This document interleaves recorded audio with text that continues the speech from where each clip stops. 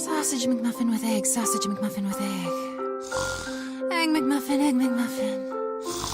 2 for $5, 2 for $5. Wake up, it's time for breakfast at McDonald's. Mix and match your favorite breakfast sandwiches right now for just $5. Get 2 savory sausage McMuffin with egg sandwiches, or 2 classic egg McMuffin sandwiches, or 1 of each. Dreams do come true. Price and participation may vary. Cannot be combined with any other offer or combo meal. Limited time only. Single item at regular price. Blog Talk Radio. Welcome, everybody, to Somewhere in Vegas here on blogtalkradio.com and also on Spreaker.com, our new home coming in 2019. I am Mark the Q. I am your host. I'm very privileged to have a very talented singer, really just being a workhorse this past year. Released 2 different albums over the past 14 months. He had a single that came out earlier this year called 2 Cagless Birds, which reached number 23 on the DJ Folk Classic charts. And now he has a new single out called Let's Do Something Different for Christmas. James Lee Baker is on with us right now. How you doing, James? Doing well. Thanks for asking. How are you? I'm doing great. Are you currently out in Denver right now? Yeah. I bounce between Texas and Denver. Okay. Well, first of all, how's the weather up in Denver at the moment? It's good. It's surprisingly warm for this time of year.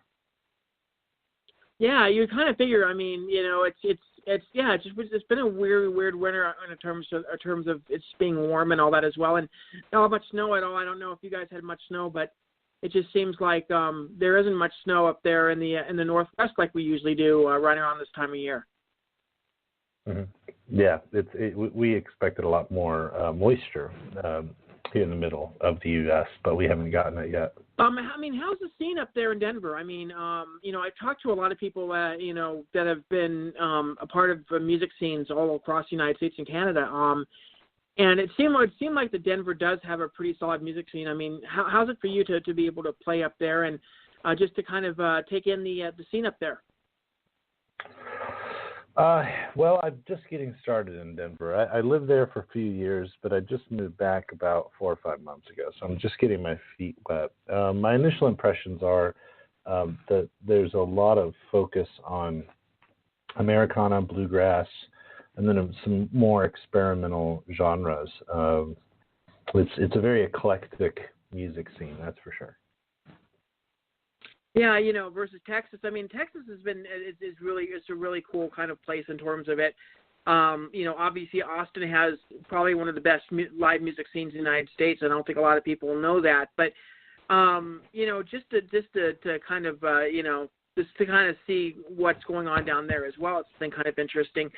I mean, how's it for you? I mean, first of all, why the decision to move to Denver, and second, you know, how was it for the scenes for you down in Texas? And you know, is there anything that you're getting, you know, a little bit better from Denver, or you know, is there something a little bit different down in Texas? You know, kind of go through that. Well, Texas is really passionate about country and Americana music and rock and roll, and if I'm not really in that vein, and so it's difficult to find a lot of you know, symbiosis as a musician in Texas. Colorado seems to be a little bit more of a fit because the full community. Really, the venues that I look for are listening rooms, house concerts, and that sort. So it's definitely more of a coffee shop feel than Austin or Dallas. But that doesn't mean that I don't have a great time in Texas. I've played some good shows here as well. So I like Denver just because, you know, of the folk community is a little stronger. Now, that being said, there is a great folk community around Kerrville and Austin, but they're a close-knit group of people. And I'm in Amarillo, so I'm about 7 hours away from them. So I haven't really had a lot of exposure to that community. Yeah, you know, with the invention of obviously with the internet and the ability for people to really just dig their teeth into different kind of genres or different kinds of music as well. I mean, have you have you been seeing a little bit more of an upswing in terms of folk music and Americana music? Yes. Yeah, and the term folk has always been pretty broad, but it's become more broad now. That there used to be that folk was a very specific American genre, and it's branched out in the last 50 years or so, and now it incorporates a lot of world music and roots music, and now we've got artists that use the folk label that are very forward-facing, like Gregory Alan Isakov and other artists like him, I can't think of his name off the top of my head, but there are a lot of artists out there that are using the folk label that are more radio friendly, more mainstream exposure. Yeah, it's just interesting to say the least. I mean, tell me a little bit about how you got started in terms of performing, in learning how to play guitar, and kind of some of your influences early on. Well, I was raised in a very musical family, so music was always a part of my life. My grandfather was a piano player. His wife wrote gospel songs. My dad was a drummer. His wife was a guitar player. So everyone in our family in some capacity was involved in music, and so that's just something that I got involved in at an early age. Probably middle school, high school, I started competing in vocal competitions, and then eventually I went to college and studied vocal performance. So the performing aspect has always been pretty natural to me. Yeah, I mean, one of the big things too is the idea of your guitar playing, which a lot of people have given you major critical acclaim for. How was it in terms of learning guitar and kind of getting into that groove? Was it something that came kind of naturally to you? Well, no. I mean, it's something that I picked up when I was in high school. I saw other people doing it, wanted to give it a shot, and I got a $10 electric guitar from a garage sale. My mom got it for me, and got me a little amp and some guitar picks for Christmas. It was a great memory. I remember getting my car keys that year, so I was 16, and the car key had a guitar pick on it.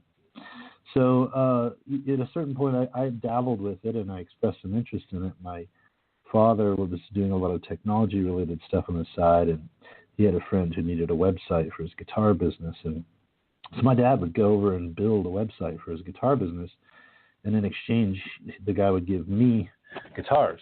And so I was 16, I got my first acoustic guitar. I literally just went up to his place and told him I was interested, and he just walked in the back and gave it to me. So it was a couple of people in my life, mainly my parents and my friend Dennis at this guitar shop, that introduced me to guitars and really believed in me as a musician, that sort of got me interested in the instrument. Okay, a question I ask a lot of my musical guests on here: Do you ever name your guitars?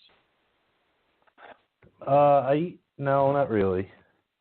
I don't do that with my car either. Not personifying them. And I mean, obviously there are certain people that prefer certain brands, to certain styles, certain sounds in terms of how they play, and just a certain way that they're motivated. Is there any certain guitars that you're kind of going towards, or do you like this variety of guitars and just to feel certain songs with certain guitars? I really like Taylor guitars, but I most recently discovered Collings, based out of Austin, and I purchased a D2H from them, and that so far is the single greatest thing I've ever played. It is incredible craftsmanship, superb, and just everything about it was just perfect. And Taylor's a close second for me. I really like their sound in their guitars, so I typically gravitate towards those sort of instruments, or those sort of companies. I also have some pretty standard instruments. So in the studio, I've got a Fender Hot Rod Nashville Stratocaster. No, sorry, Telecaster. And the Telecaster is hot rodded, so it's got Stratocaster pickups as well as Telecaster pickups. So it gives it a very versatile usage. And then a Fender precision bass. So those are really standard for me. I used to have a J45, which is it's a Gibson, and it's another sort of workhorse dreadnought that's very common in the music industry, but just didn't jive with me, so I sold it. Yeah, is guitar the only instrument that you play, or do you play other instruments? I play piano, ukulele, bass, that sort of stuff. But my main instrument is folklore guitar. Yeah, when you start writing, is it a situation where come to you first, melody comes to you first, or is it just kind of a combination of both? I mostly start with lyrics. I tell a story, and I usually do it in some poetic form. And if I feel like the song has enough,